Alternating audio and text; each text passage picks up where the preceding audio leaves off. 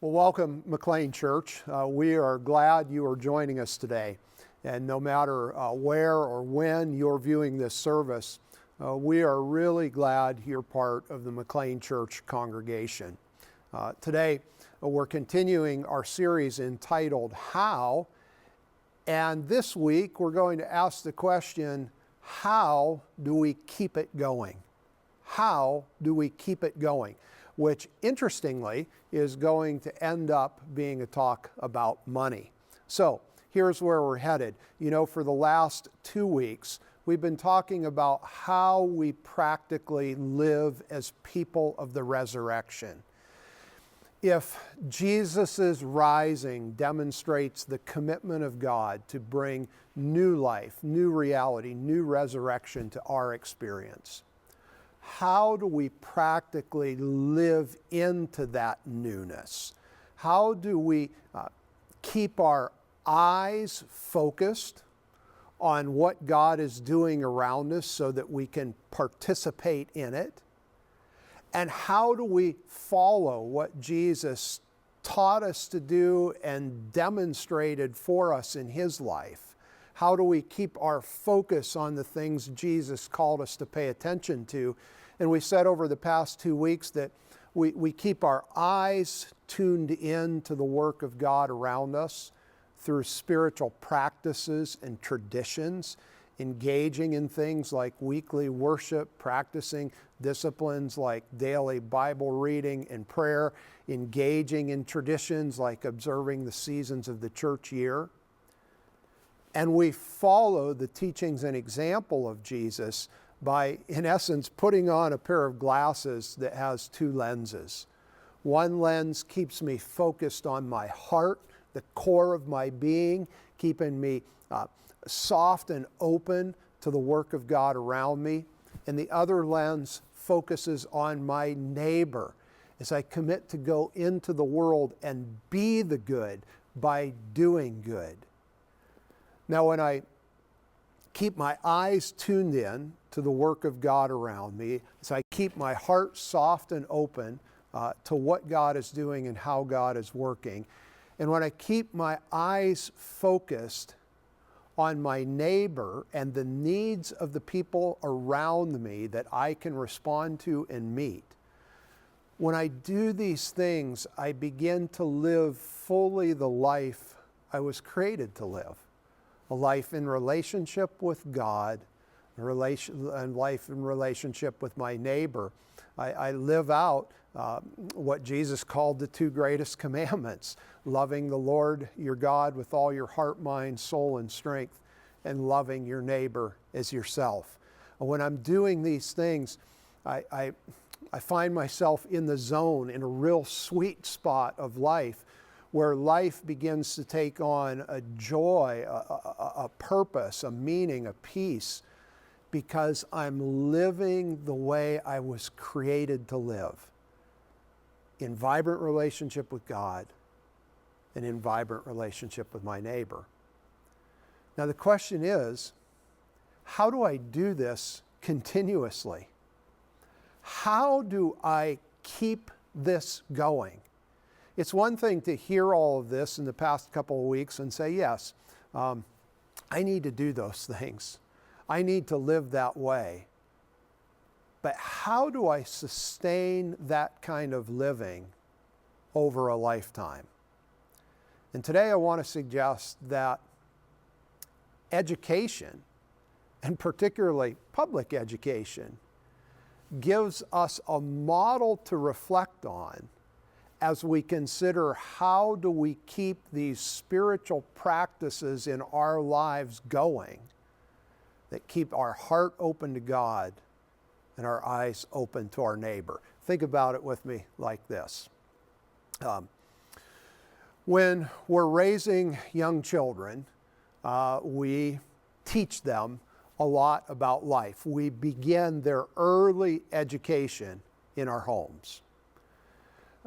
But at some point, most of us as parents reach a place where we realize we no longer have the ability, the capacity, the training, the resources to continue to educate our children, even though we know they very much need their education continued.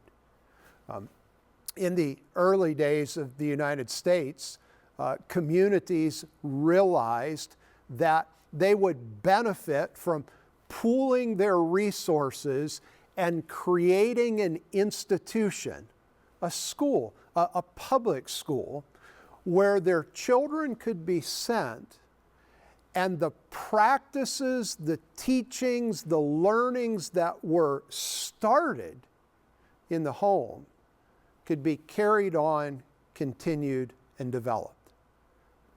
And that model continues to exist to this day. Now, quickly note that there are some parents who feel very competent and well-resourced to continue to educate their children at home through the homeschooling model, but still, for the vast number of parents in the United States, public education provides an institution that continues or keeps going the practices of education started in early childhood. Now, what's the comparison with our spiritual life? Well, think about it like this. Just as we realized as a culture that we needed an institution that would continue the training and education that was so vital to our children, so I want to suggest that early followers of Jesus recognized that they would need an institution to continue to help them keep their focus on their heart and their neighbor, and keep their eyes trained and attuned to the work of God around them. And the institution they created was the church, an institution designed to keep the practices, the traditions, the focuses maintained that were so important to living the life God created us to live. Now, not to overpress the comparison, but think about it like this. When public schools were founded, what was one of the first things, perhaps the first thing, that was necessary for the creation of this institution that would educate children? One of the first things that was needed, perhaps the first thing, was money. It took money, it took financial resources to hire a teacher, to build a school building, to provide textbooks for the children who would come to that school.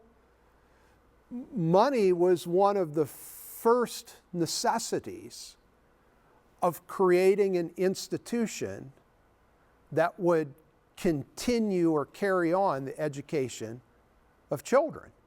And of course, today, we know that continues to be the case, as many of us pay property taxes each year that do what? That fund public education in the communities in which we live, that fund and resource the institution created to maintain the education of our children. In our culture, one of the first things needed, maybe even the first thing needed, to maintain the institution of the church, it's also money.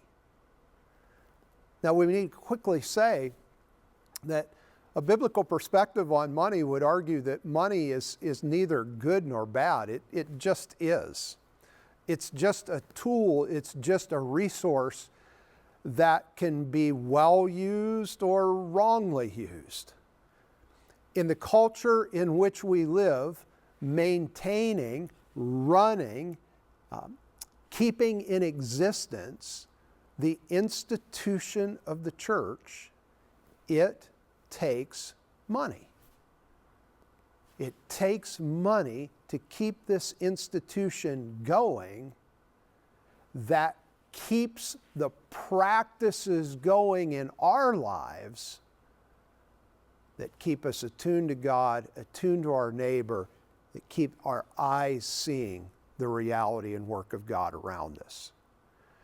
Now, today what I'd like to do is talk to you about some of the financial realities of our church, of this particular institution, where we who are part of this congregation, whether online or in person, where we regularly receive the teachings, the practices, the traditions, the resources that keep our hearts and our eyes attuned to the resurrection life around us. And how I want to do this today is by showing you two very, very interesting illustrations or charts related to the financial realities of our church, and particularly in the past 5 years.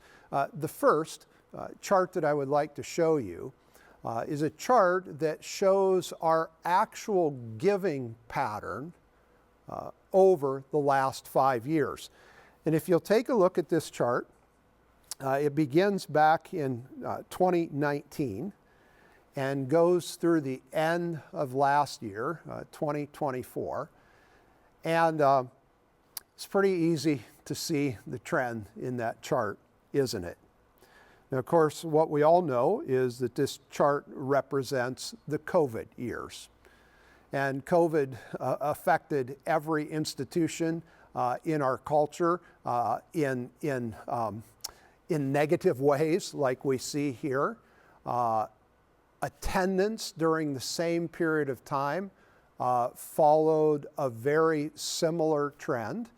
But what you see overall in this picture is about a 24% decrease in giving over the 5-year period of 2019 to 2024. Now, as I said a moment ago, attendance in many ways followed that same trend. We have certainly seen attendance begin to rebound, and if you'll see at the bottom of this chart or this graph, our giving is beginning to rebound.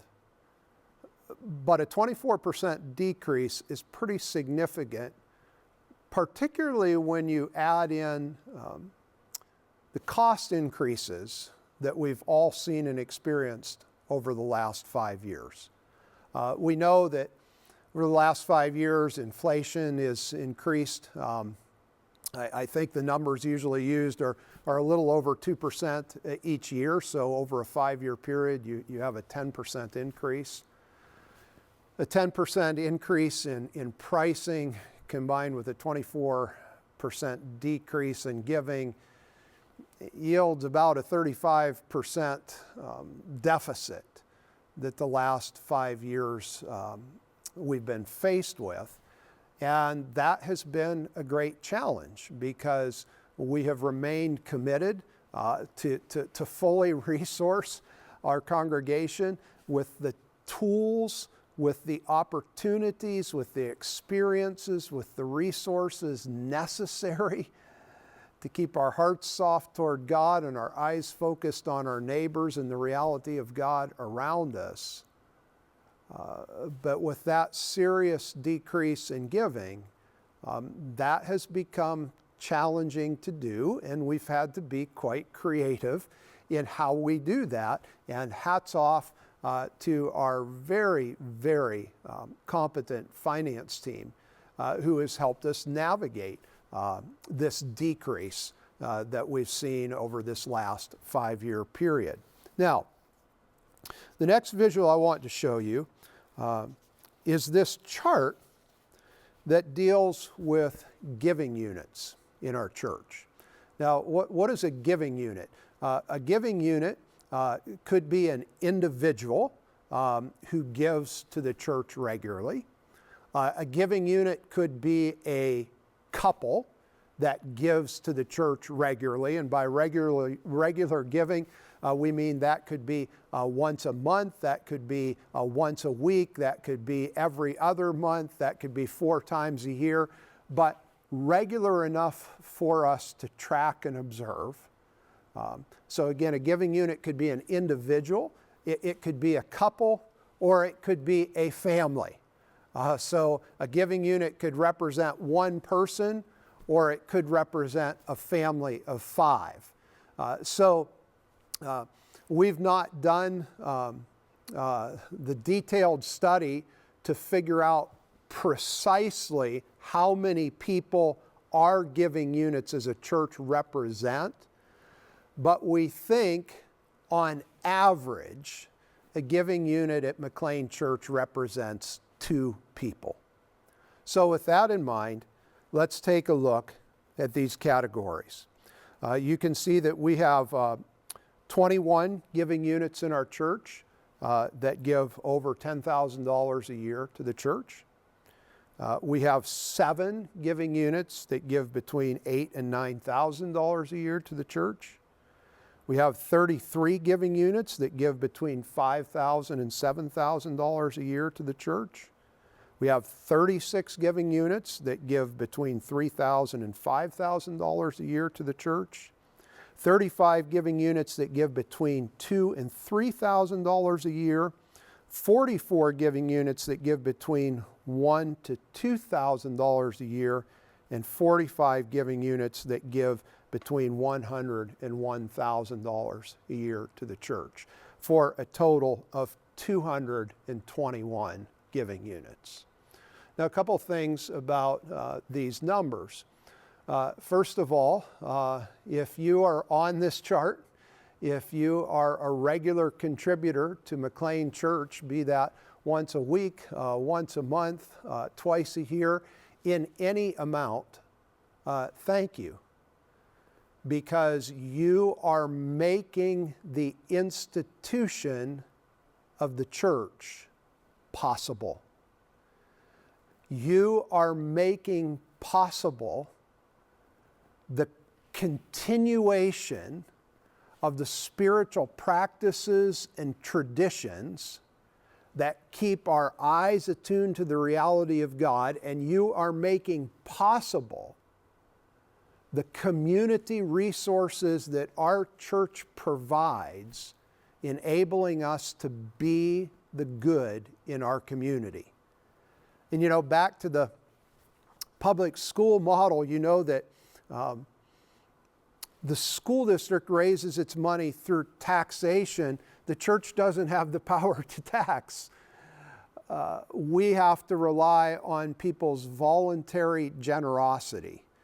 And if you are one of our giving units in any amount on this chart, you are doing a really, really important thing, not only to serve our congregation, but to serve our community at large. Now, another thing to note about this chart, we have 221 total giving units. Now, if a giving unit on average represents 2 people, that means we have a little over 400 people represented who give regularly to McLean Church. Let's just round the number up to be as conservative as possible in how we're estimating this. Let's say we have 500 people who are represented as regularly giving to McLean Church.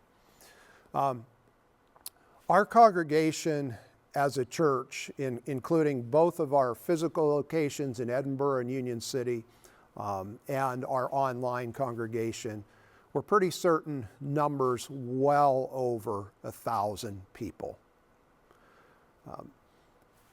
What this chart shows us is that the institution of the church is financed by about 50% of those of us who attend.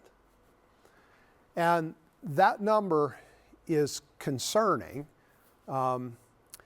not first because of the lack of giving it represents, but first because of what it says about the health of the organization as a whole. Because all of us know that any organization that's only supported by 50% of its members, that's not a very healthy organization. So I want to talk really practically about this reality, and I want to do so, interestingly enough, not citing passages from the Bible or not talking about this even primarily from a spiritual perspective. I just want to talk about it from a practical reality. We have an organization that is supported by only a fraction or portion of the people who attend or utilize the resources of the organization. And I think, it's just my conjecture, but I think this situation exists for one of three reasons. The first reason I think it might exist is because a lot of people misunderstand the notion of tithing.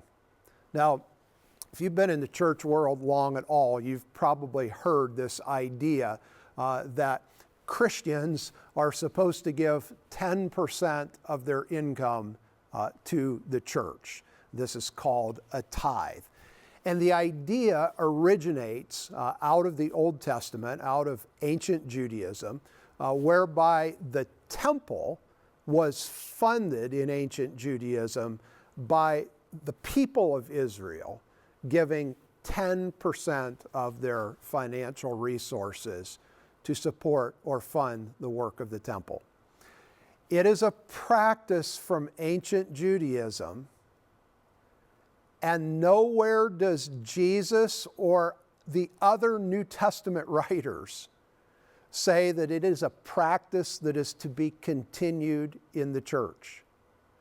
So as much as we as preachers would like to say that God commands you to give 10% of your income to the church, He does not, and you don't need to. Now, that said, let me quickly add, the practice of tithing, like many practices from the Old Testament, are hugely informative and instructive to us regarding how we can live a wise, prudent, and good life. And this idea of giving 10% to the church, it has served a lot of people very well on many different levels, particularly in developing a proper relationship with their finances. You know, I heard a wise older person tell me when I was much younger, they made the statement that, you know, if you give 10% and if you save 10%, and you live on 80%, you'll do very well managing your financial reality. I don't think he was connecting any of that to the Bible's teaching about tithing. He was just saying this is just a wise approach to managing your finances. And many of us who grew up with the principle of tithing, we've benefited immensely from that practice, helping us shape our financial reality and helping us make a contribution that makes a real difference to the life of the church. But I have to be honest with you, I have to say, you don't have to tithe. But because a lot of us thought we did, we believed that if we couldn't give 10%, which is a lot, then there was no point in giving anything at all. So a lot of us had this misunderstanding that unless I can hit the 10% mark, There's no business in or no purpose in me even trying. And so while we might be able to give a little bit, we don't give anything because we think we can't hit the standard. Take the standard out of your mind and think about the importance of some contribution versus no contribution. Another misunderstanding that I think has led to this reality of the church only being supported by a fraction of our total congregation is the notion that a lot of people have that as a church, McLean Church, we are very well resourced. This notion comes from two things. Number one, we don't talk about our financial needs very often around here. In fact, for many listening, this is probably the first time in your experience at McLean Church that you've ever heard us do a talk like this. We don't focus a lot on money because our primary goal as an organization is not to raise money. And so a lot of people think because I never hear about any significant financial needs, it seems like everything's going fine, they must not need my contribution. And what adds to this is, as a church, we are committed to being very, very generous in our community. We give stuff away all the time, whether that's the meals we provide on the weekend for free, whether that's what we do through our care fund, giving money to people in our community who need it, whether it's the generous use of our facility that we provide oftentimes at no or little cost to the people using it. We try to be radically generous because we think being good to our neighbor, doing good, calls us to do that. But a lot of people interpret that generosity as, well, they must have tons of money. Interestingly, you know this well. The most generous people in the world are often the poorest people in the world. Think about that as it relates to the church. I think a third thing that contributes to this reality of the church only being supported by a fraction is, and this might be a little more painful to hear, but I think something we need to hear, is we must admit that all of us are deeply affected by the consumerism of our culture. A consumerism which has taught us to take and take and take, oftentimes without giving much or anything back. And this is a reality that has affected our culture. Look at any institution that is built around volunteerism or voluntary giving. You'll find the same picture. And we know how all of us have been impacted by a culture that is constantly wanting us to take, encouraging us to take, and not saying enough about us giving back. It's not healthy for our church, and it's not healthy for you and me to be a part of the church and give nothing toward maintaining or sustaining this institution. That's just not a healthy thing. Not a healthy thing for the church, not a healthy thing for us personally. And so today I'd really like to challenge all of us to think about our contribution to this institution that helps us keep going in our spiritual journey, that helps keep us engaging in the practices and the traditions that keep our hearts soft and eyes open, that keeps us focused on our neighbor and serving our community. I'd like us to all think about what role we're playing in supporting and resourcing that. Now let me quickly add 2 disclaimers to this. I'm talking today specifically to those of us who call McLean Church our church, who are part of this congregation. This is our place. If you're just casually investigating Christianity or the church, or if you happen to come across this video online and are just watching it one time out of curiosity, none of this applies to you. I'm talking about the family, the group that calls McLean Church their church. If this is your church, there's a role you have to play in supporting this institution, supporting it financially. But the second disclaimer I quickly want to make is that if you are truly in a place where you have nothing that you can give financially to the church, you are more than welcome here, and we will gladly serve you forever if you can't give anything back.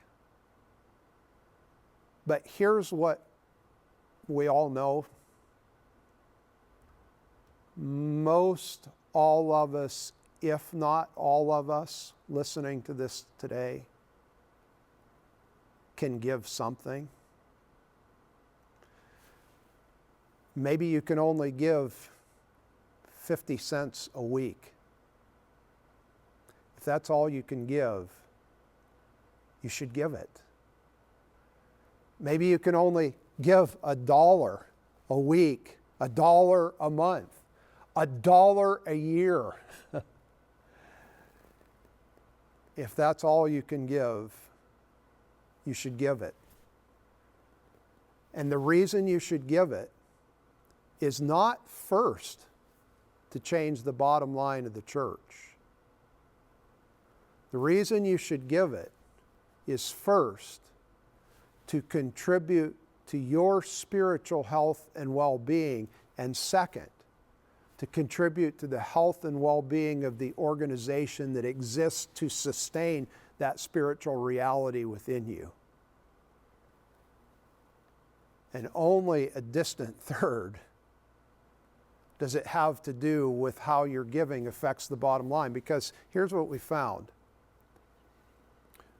God has a supernatural, miraculous, peculiar way of resourcing the church financially when it's healthy. And a healthy church, like any institution, is a church where everyone is contributing, where we're not just consumers, where we're not just takers, but we're people who give to keep the institution alive and vibrant. And I would ask you, is the church important enough to you to do that? Because I guess, to be honest, you don't need the church to keep your heart soft or your eyes focused on your neighbor, or to keep your vision clear to the reality of God around you. Just like technically you don't need a public school to educate your children.